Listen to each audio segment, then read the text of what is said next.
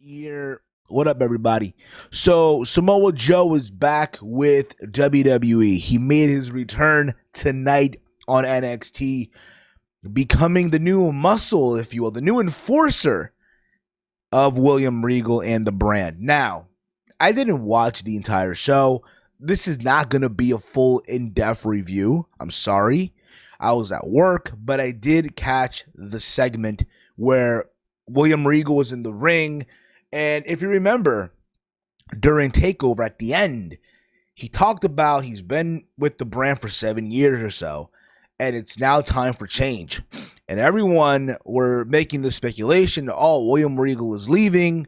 And on Monday, the news came out that Samoa Joe is back with WWE, and he's heading over to NXT. And everyone and their mother gave their thoughts on all this. It's crazy because myself and Mike, during episode number 2 of Steve's Kitchen, we talked about this.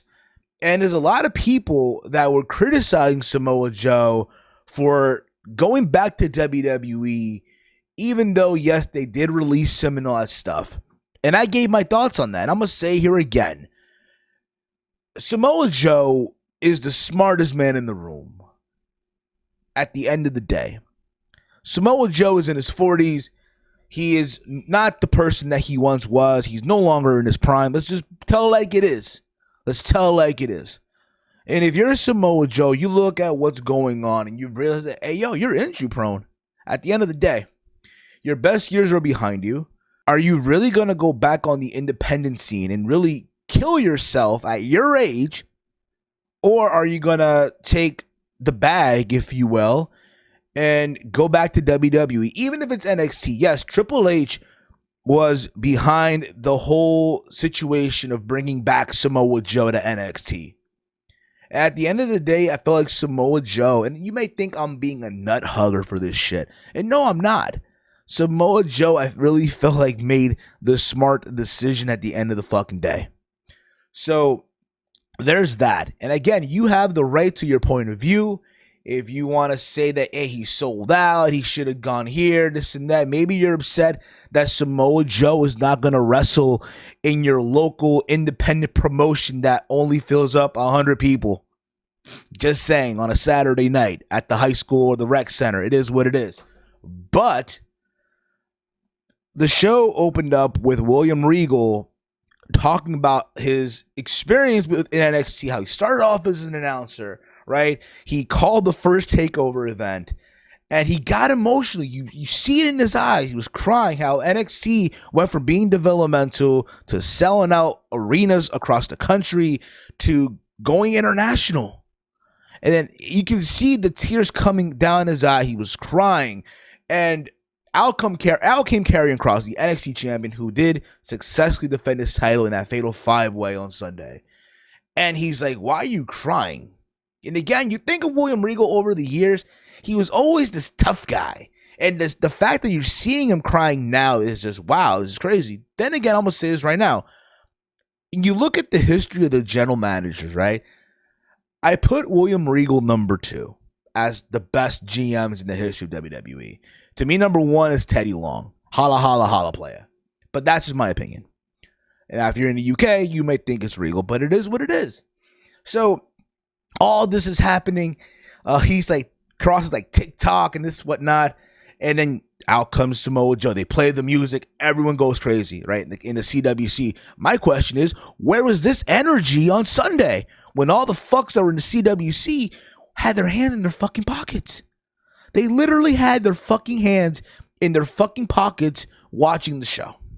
And I'm going to get into this when I talk about the reset button about NXT. So hang on tight.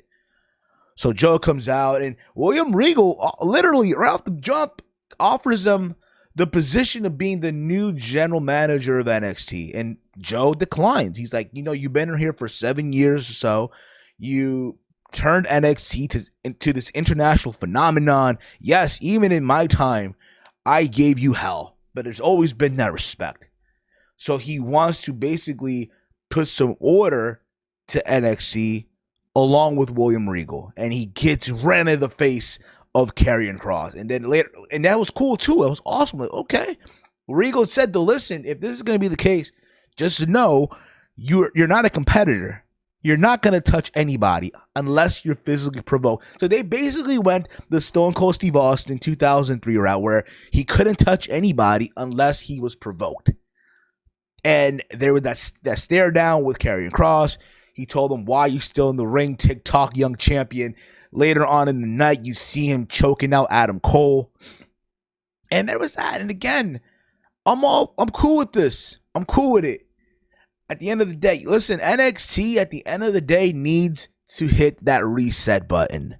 I said this basically on the review of TakeOver in Your House. They need to start going, again, when the main roster goes back on the road in a couple of weeks, NXT needs to get the fuck out of the CWC. Completely. And I'm not saying going into these big arenas like fucking the Staples Center, Allstate Arena. No, that's not happening. They need to go into these small, homey-like venues like the Hammerstein Ballroom in New York or the Grand Ballroom, some shit like that. You know, these local venues, what have you, that can hold up to at least, 1,000 people or so once everything gets back to normal. You know, when you look at NXT back in the day, when it was in 2015, I said this, they had this big dick energy where they had an all-star roster, a dream team, right, of all these big names from the independent scene that had every indie promoter shook. You can't tell me that's not true.